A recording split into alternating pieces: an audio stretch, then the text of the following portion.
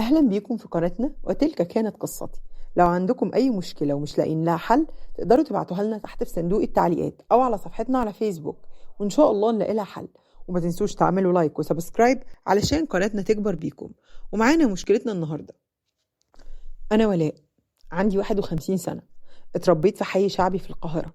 أبويا كان موظف في السكة الحديد، وأمي كانت ست بيت. عندي 3 اخوات وأنا الصغيرة.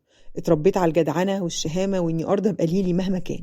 كنت بستغرب جدا من كلام زميلاتي عن حلمهم بالغنى والعيشة المرتاحة. نجحت في ثانوية عامة ودخلت كلية آداب. حبيت الشعر والكتابة، وكنت في الجامعة بشترك في كل الندوات وبدخل كل المسابقات. وربنا وهبني جمال طبيعي ملفت جدا، بس عمري ما اهتميت بالموضوع ده. لحد ما في يوم واحد زميلي في الكلية قال إنه عاوز يجي البيت ويتعرف على أهلي، فسألته ليه.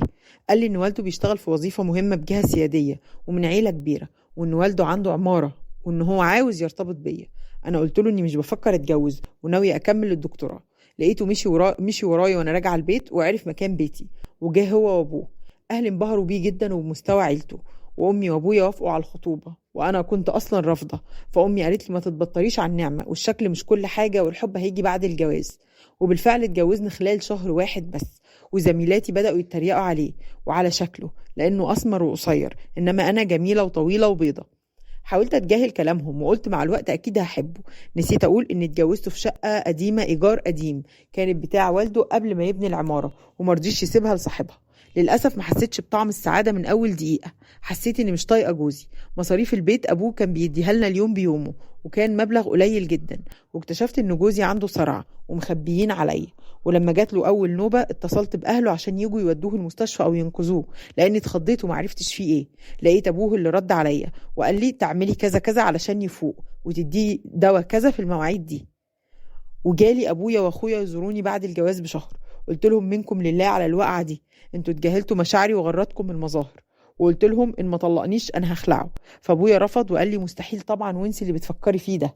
قلت لهم ده خبوا عليا مرضه. فابويا قال لي بنت الاصول ما تسيبش جوزها المريض ابدا، وسابوني ومشيوا. حماية قدر يجيب لجوزي شغل بمرتب بسيط في وزارة من الوزارات، وبيدينا مساعدة شهرية قليلة جدا، والفلوس ما كانتش بتكفي حتى أقل القليل، وكنت باخد من أهلي فلوس. وبعدها كان في مسابقة لتعيين ناس في أحد الوظائف الإدارية، وقدمت واجتزت كل الامتحانات وتعينت الحمد لله. وربنا رزقنا بطفل. للأسف كنت مطمع من كل قرايب جوزي، وكنت بتعامل معاهم بعصبية شديدة جدا. ولما جوزي كان بيسألني عن السبب كنت بقوله الحقيقة. كان بيقول لي انت اللي بتكبري الأمور وبتفهميهم غلط. وفي يوم جيت اصحي جوزي الصبح عشان يروح الشغل، ما ردش عليا. قعدت انادي عليه ما ردش برضه.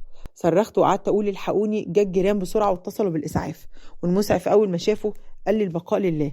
اترميت في الارض وقعدت اعيط، ولقيت نفسي في المستشفى. ولما روحت البيت كان معايا ادويه مهدئه وصفها ليا الدكاتره علشان حالتي النفسيه وانهياري. في الوقت ده اهلي بداوا يحطوا عليا سلسله ممنوعات كبيره، زي ممنوع اقعد بره البيت لبعد المغرب حتى لو كان في شغل مهم، وممنوع ابات لوحدي، وممنوع اخرج. وساعتها حسيت بخنقه رهيبه، وعرفت معنى المثل بتاع ظل راجل ولا ظل حيطه. بعدها باسبوعين توفى والد جوزي، ووالدته رفضت تدينا اي حاجه، وادت كل حاجه لبنتها. حتى ما رضيتش تدينا شقه في العماره بتاعتهم، وبخاصه انه مجرد ما جوزي مات صاحب البيت طالبنا ان احنا نسيب الشقه، وبالفعل جاب له قرار ازاله. رحت قعدت في بيت ابويا، والسنه دي اتخرج ابني من الجامعه. قعدت افتكر شريط حياتي وقد ايه عمري ما شفت يوم واحد حلو. بجد نصيحتي لاي اب واي ام، اوعوا تتغروا بالمظاهر، واوعوا تجبروا بنتكم على جوازه هي مش عاوزاها. طبعا حياتي انتهت، ولا جمال نفع ولا ثقافه ولا موهبه. انا بصراحه مش عارفه اعمل ايه، وحاسه باكتئاب شديد جدا. لصاحبه المشكله، في مقوله بتقول لا فخر فيما يزول ولا غنى فيما لا يبقى. يعني الحسب والنسب والغنى ملهمش معنى اذا ما كانش في توافق. يعني مش دايما بينفع. والدليل على كده انه اذا كنت انت بعد الجواز بقيتي بتاخدي كمان فلوس من اهلك، وهم كانوا معتقدين ان حياتك هتكون مليانه رفاهيه.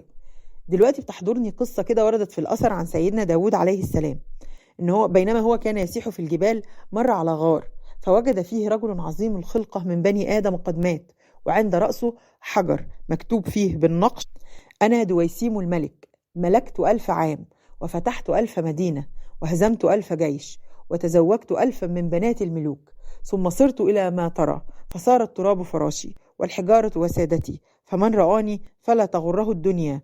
بصراحة مفيش في الحياة أحسن من راحة البال والسعادة والرضا والقناعة. نصيحتي ليكي انسي الماضي بكل اللي فيه، وما تبكيش على اي حاجة فاتت، لان اللي فاتك ما كانش مقدر ليكي اصلا. وكل حياتنا امور مقدرة. بالعكس، انت المفروض تحسي بسعادة واستقرار ان ابنك اتخرج، وان حياتك حاليا مستقرة. واعتبري كل اللي فات ده كان ابتلاء من ربنا واختبار منه لصبرك. القضية مش في الابتلاء نفسه لانه قدر ربنا، لكن القضية الحقيقية في موقفنا من الابتلاء ده. وفي النهاية بتمنى لك حياة سعيدة.